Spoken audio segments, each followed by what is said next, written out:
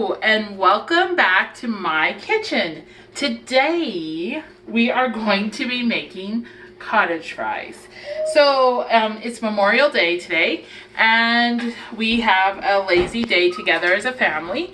And this morning we were talking about what sounded good for kind of a memorable meal, something we don't get to have all the time. And we decided on buffalo burgers, and Brian thought cottage fries sounded really good. I've never made cottage fries. I mean, I grew up in Idaho. Brian grew up in Idaho. We love potatoes.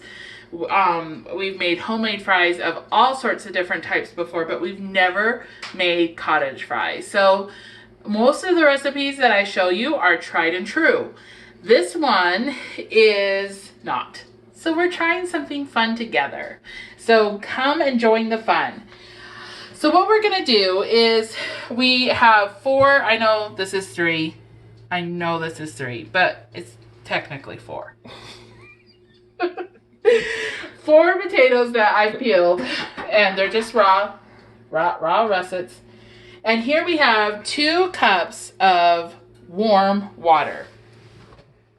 So we're going to put the 2 cups of warm water in a bowl. And to that, we're going to add 2/3 cup of sugar. And it just says that we need to blanch these potatoes in this mixture for 15 minutes before we fry them. So I'm going to get this together, the sugar water, and I'm going to, what you don't know, and I'll tell you in a minute, is that I've already cut one potato because I had to try something. I had to see if it was going to work.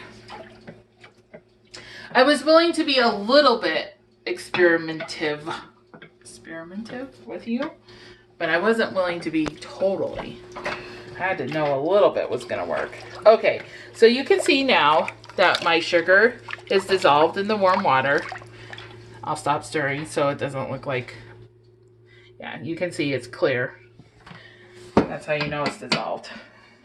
And to that, I'm going to add the potato I already cut up, because I don't want it to oxidize while I'm showing you what we're going to do with the rest of them. So, there. Perfect. Okay, so now with the rest of the 3 potatoes, see, I told you it was technically 4. This little thing, I don't know if it's meant to cut. It's got like little pieces on it that look like pasta. I don't know what it's meant to cut, but I'll tell you where I got it. I inherited it from my mother-in-law when she passed away. My stepmother-in-law, technically.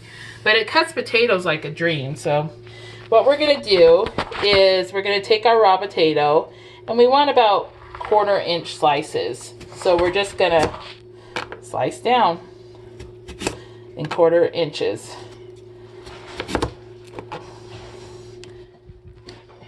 And then once we got them there, I'm going to, see, this potato was oddly shaped, so I kind of had to, let me just cut off a bit. There we go. Okay, now let's do some more. I'm doing this so I can see, and oops, there's one for the dogs. But let me show you. You see, that's about 1/4 inch. Okay, and we're just going to slice these up into 1/4 inch slices and put them into the bowl, and then those are going to sit for 15 minutes. So as long as Brian thinks I'm good and he's giving me the all okay, I'm gonna just continue to do this and let them sit for 15 minutes. And then when we come back, I'll have, while they're sitting, and you can be doing the same thing at home, while yours are sitting, go ahead and take your oil, your deep fryer, whatever kind you're using, whether it be a heavy pan with oil on top, on the stove top, or an actual deep fryer like mine, and go ahead and let's get our oil heating while these sit so that we can keep the process moving along. So when these are done, I will bring you back to my hot oil fryer and we'll start frying up some cottage fries. One minor adjustment. Remember, we said we were making this video together for this recipe together for the first time in this video. So When I got all my potatoes cut, they were not completely submerged in the water mixture.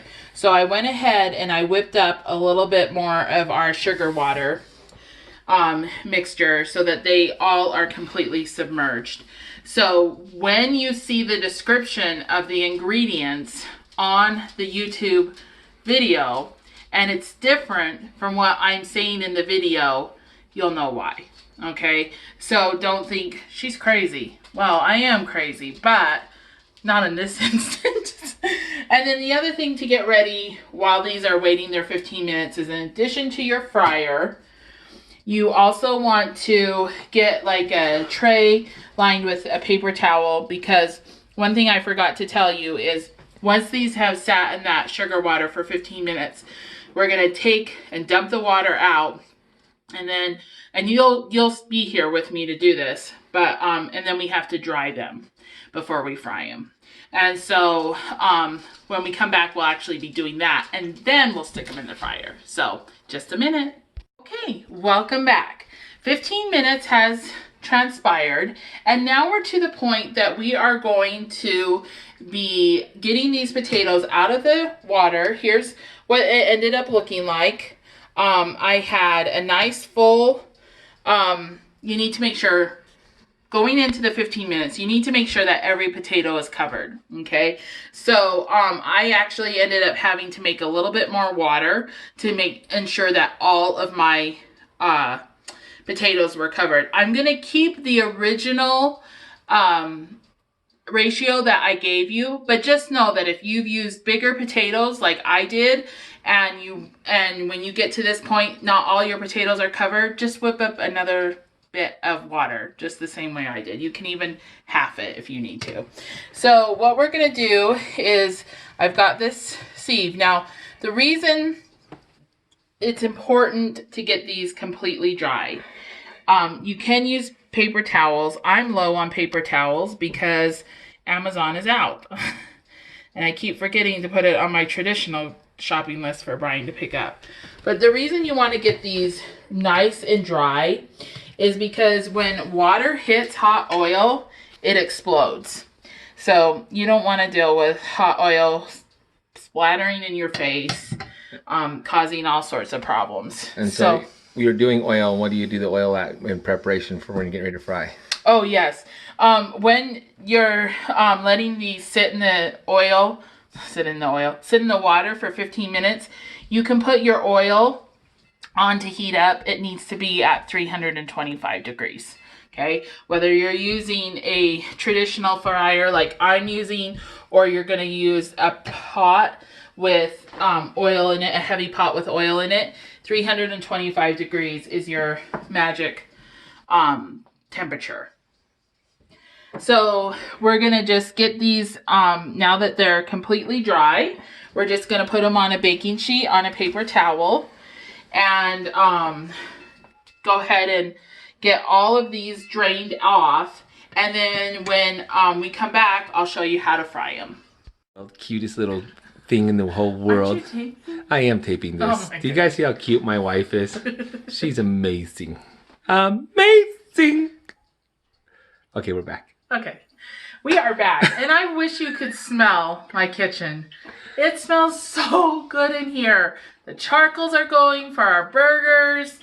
Oh, it smells so good. It really does. Anyway, this is what the potatoes look like when you've completely got them dried. Okay, they're floppy, but that's what you want. Okay, apparently. I don't know. I've never made this recipe before, but apparently I'm on the right track. So my fryer's ready. Here, let me pull up the basket and hook it on the wee little hook. And then I already did a test batch to find the right time. Not gonna lie to you and pretend like I'm doing this blind. I'm not. So 4 minutes is the right time. So we're just gonna fill our basket with potatoes. Just to where they're not too terribly overlapped, but we don't have to spend the rest of our existence frying potatoes. Ta-da-da! Get in there, my little lovelies. Okay. And then we're gonna drop those bad boys right into that hot oil. Okay, and we are gonna set a timer for 4 minutes. And when Alexa, set a timer for 4 minutes. When we come back, I will show you what they look like done, and then a little trick I figured out. We are back, and 4-minute timer had just gone off. And what I did while I was waiting for Brian to come back with the camera is I just pulled them up and got them sitting on that little hooky-doo so that they were out of the oil. But that's what they look like after 4 minutes. And so they have been draining for probably 30 seconds to a minute. We'll just give them a real good shake. And then I have over here just a baking sheet with paper towel on it that we're just gonna plop those onto. Let me cover back up my oil while I'll let that sit in there too. So come on over here, Bryce, so I can show them this. So once we have them out on the thing, I just found to just kind of give them a little dab with with a paper towel, just to pick up any excess oil. And then I just salt them.